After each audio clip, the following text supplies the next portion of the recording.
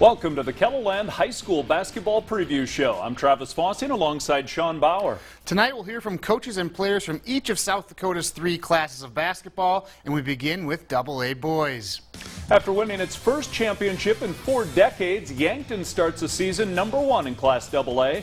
O'Gorman, Brandon Valley, Rapid City Stevens, and Lincoln round out the top 5 in the Prep Media preseason poll. Yankton qualified for the state tournament as the 11th seed last March, but posted wins over Lincoln, Rapid City Central, and Harrisburg to secure its first championship since 1978. The Bucks returned no shortage of talent, including super sophomore Matthew Moores, who already received scholarship offers from Wisconsin, Iowa, Creighton, and TCU, among others. Moores and company are out to show that last season's title run was no fluke. That's really the goal. You want to be on top, and once you're on top, you have that target on your back. That just comes with being at top, so we're just going to have to handle it the right way. We try not to focus on that, but also kind of keep it in mind that teams are going to try to come in here and knock us off, so we keep that in mind, but we just keep working the same as we always do. The Bucks begin their title defense on Friday as they travel to Spearfish. Brandon Valley suffered an upset loss in the SODAC 16 last March, losing to Douglas 72-69 in double overtime. This season, the Lynx will roll out 8 seniors and no shortage of talent, led by All-State senior Evan Talcott. Head coach Brent Deckert says this year's team will be improved on defense and that experience isn't the only thing on BV's side. Athletically and size-wise, I mean, we've got a 6'8" kid, a 6'7" kid, another 6'5" kid who's playing really, really well right now, and Cole Siegfried playing very aggressive. Last year we struggled at times attacking the basket. This year I don't think that's going to be much of a struggle. We got a lot of younger kids that I think can help us, and we're going to have to see where they fit in, especially early in the year. The Lynx open the regular season Friday night at Rapid City Stevens. Rapid City Stevens advanced to the state semifinals last season, falling to Harrisburg before beating rival Rapid City Central to claim 3rd place. The Raiders graduated a majority of its scoring, including Cooper Bowman, returning just 1 starter, Dawson Paulson. Though senior Dylan Poirier transferred in from Douglas, despite losing 4 starters, head coach Chris Stabner doesn't think offense will be an issue. In terms of just a number of guys that can score and shoot the basketball, this might be the best squad we've had since I've been here. The question marks are, can we defend like we have the previous 3 years? And I don't know yet, and something we're going to have to do if we want to contend, for a state title. The Raiders open the season with a pair of tough home contests, playing Brandon Valley on Friday and defending champion Yankton Saturday.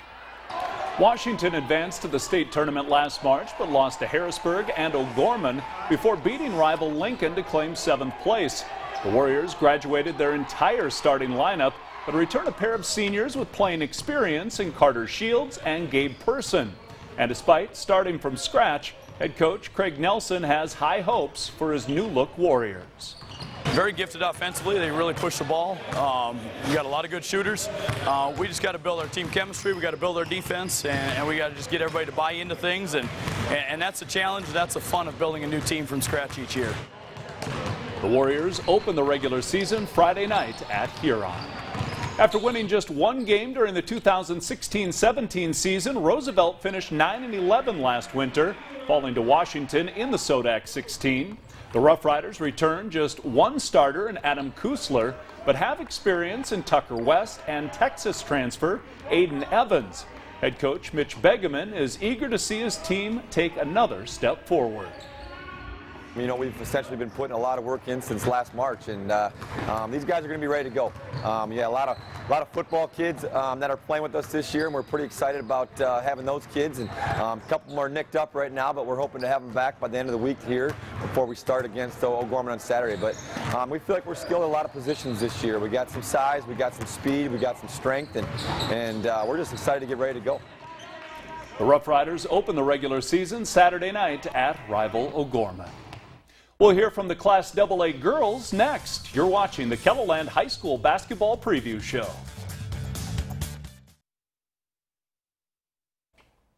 Aberdeen Central is the reigning Class AA girls basketball champion and received 3 first-place votes, but opens the season outside the top 5 in the Prep Media preseason poll.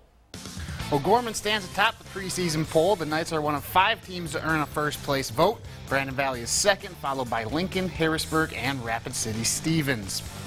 After stumbling out of the gate last winter, O'Gorman closed the regular season with 8 straight wins and advanced to the state tournament, where the Knights dropped 2 of 3 games and finished 6th.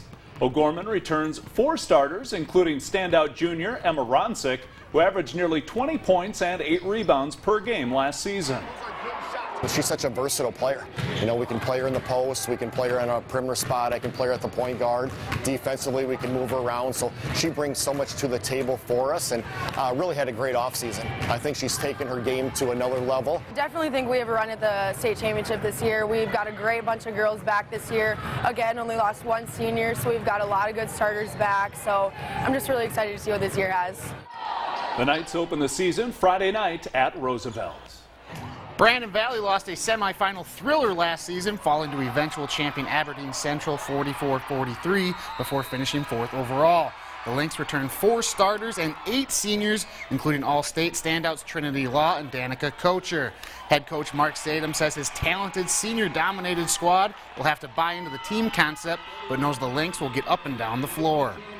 I think we're very athletic. We don't have a lot of size, but we have a lot of athleticism. A lot of these girls competed on our state championship track team, so they like to come out here and play. They don't mind running up and down the floor a little bit, so I think that kind of helps us some. The Lynx open the regular season Friday night at Rapid City Stevens. Lincoln capped a 19-4 season with a 3rd-place finish at the state AA tournament last March. Patriots lost an overtime thriller against Harrisburg in the semifinals, but bounced back to beat Brandon Valley. Lincoln returns 4 starters, including a pair of 6'1" players in USD commit Morgan Hansen and Dakota Wesleyan recruit Sidnea Dunn. Hansen averaged nearly 16 points and 7 rebounds last season, but head coach Matt Daly believes she has room to grow on the court. Each year, as you progress to that following year, being a 3-year starter, we expect more from her. You know, putting more points on the board, becoming a smarter basketball player, becoming a better all-around basketball player, and she kind of has the luxury of being a tremendous athlete at 6 feet, 6'1", who's got a great jump shot and it's great vertical athleticism. So we expect a lot from her. Great sophomore year, but we expect her to step up and have an even better junior year. The Patriots tip off the regular season Friday night against Watertown. Harrisburg has advanced to consecutive Class AA championship games, finishing runner-up twice, including last winter's 49-32 loss to Aberdeen Central. The Tigers returned 4 seniors, including 4-year starter and USD commit Janiyah Ugofsky, and will lean on their size and veteran leadership throughout the long high school season. It's a marathon for sure. As we found out last year, we got off to a really hot start, struggled towards the end, and we're able to kind of redeem ourselves and get back to a state championship game, which is incredibly, you know, a testament to our kids. It's fun to be back, let's just say that, and it's a fun group to be around. The Tigers open the regular season next Tuesday night at Brookings. Aberdeen Central is a defending Class AA champion, but graduated 8 seniors, including Player of the Year Peyton Burkhardt. The Golden Eagles will showcase 6 new seniors, including forward Cassidy Goff and center Malia Munga, who missed last season with an ACL injury. Head coach Don Seiler says the Eagles will spend December discovering who they are on the court. Guard play is something that's going to have to steadily improve for us. We're going to have a whole new backcourt there, and they're going to have to learn how to handle pressure and how to get the ball to our kids inside. So we're going to have to really work hard on establishing some balance between that inside and outside game. The Golden Eagles open their season Friday night against Brookings. We'll hear from the Class A boys and girls. The Madison boys basketball team claimed its 5th Class A championship since 2009 last March, but is outside the top 5 in the preseason poll, looking in. T-Area has played in back-to-back championship games and stands atop Class A, followed by Sioux Falls Christian, Pine Ridge, Red Cloud, and St. Thomas More. After winning its first ever state championship in 2017, T-Area advanced to the Class A finals last March, suffered a 72-59 loss against Madison. The Titans return a majority of their scoring punch, including senior Noah Friedel, who posted more than 25 points per game last winter. T-Area is long on talent, but head coach Chris Fechner believes there are enough shots to go around. Their goal is much bigger than who's getting the shots, who's getting the points. You know, for the bottom line for them is just let's get the win. And so I don't think that will be a huge issue at all going into it. But, you know, when you've got guys that are this talented and can play at this level, you never know. You know, maybe they'll hide it well and I won't know about it as much. I would say we played pretty unselfish. We like to move it around, get a good shot, whatever good look we get, and just play good defense and just keep running them and get good shots. The Titans open the regular season Saturday against Dakota Valley.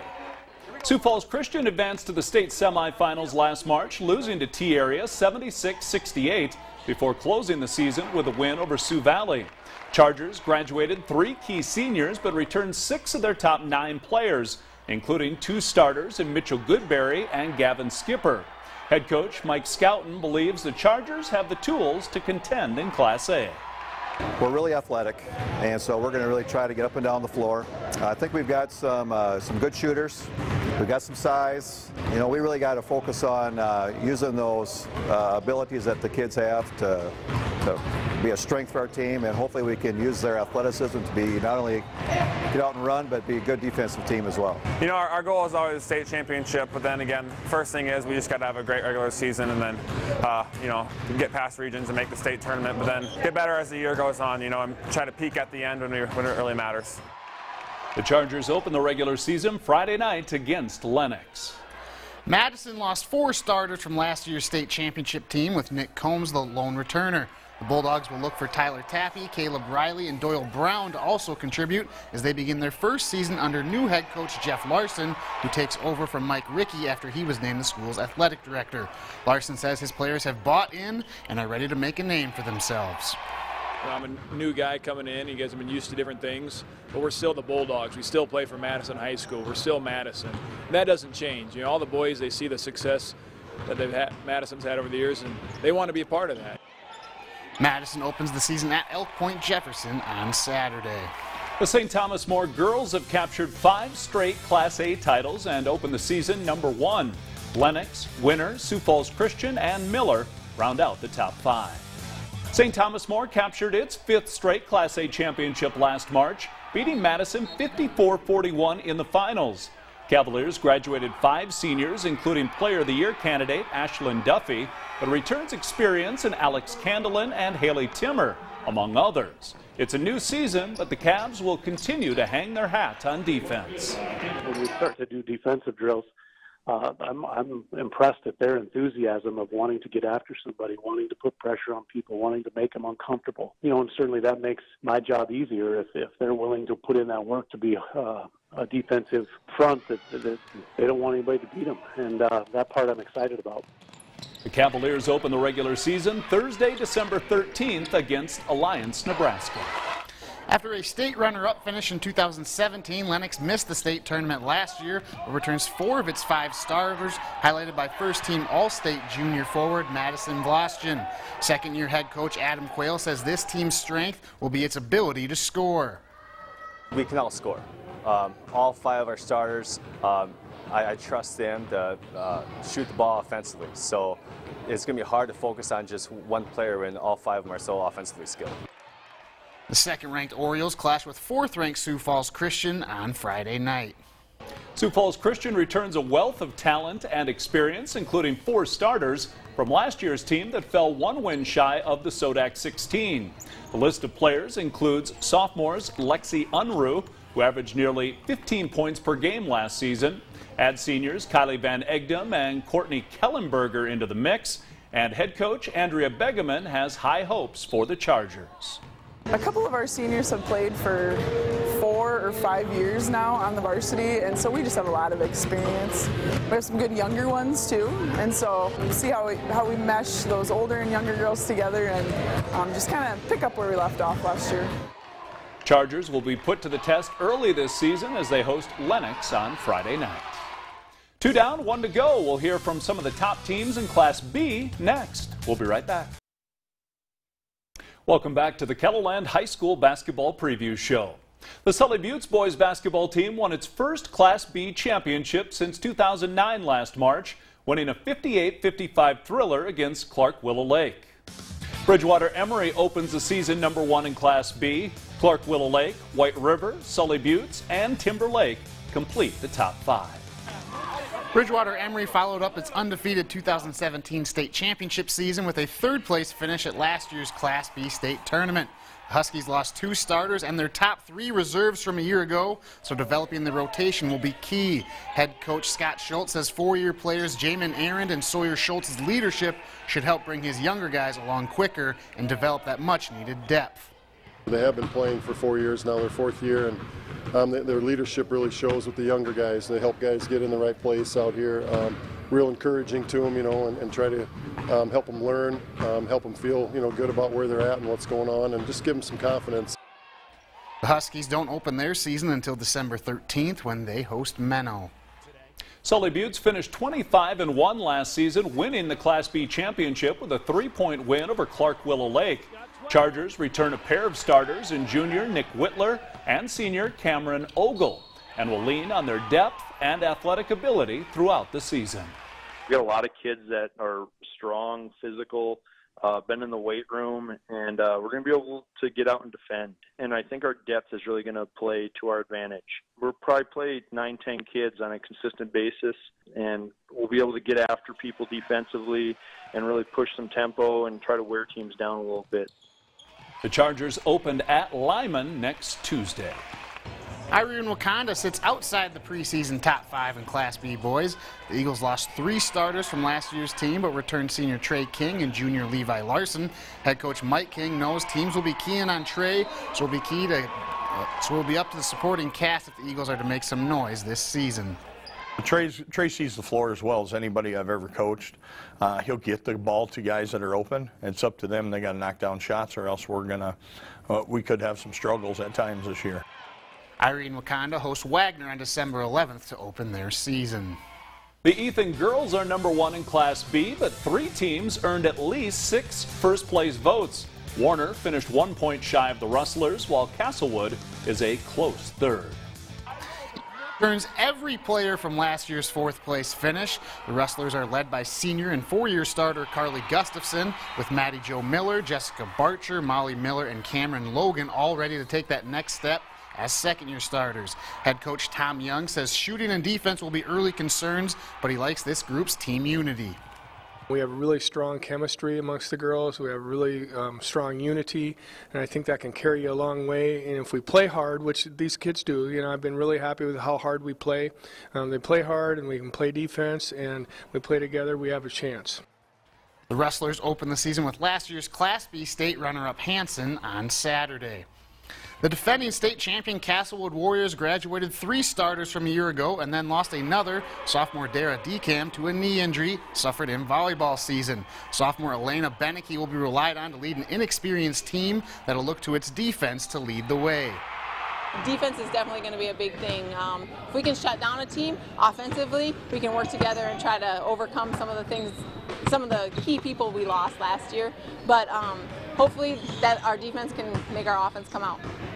Castlewood opens the regular season on Monday, December 10th against Elkton Lake Benton.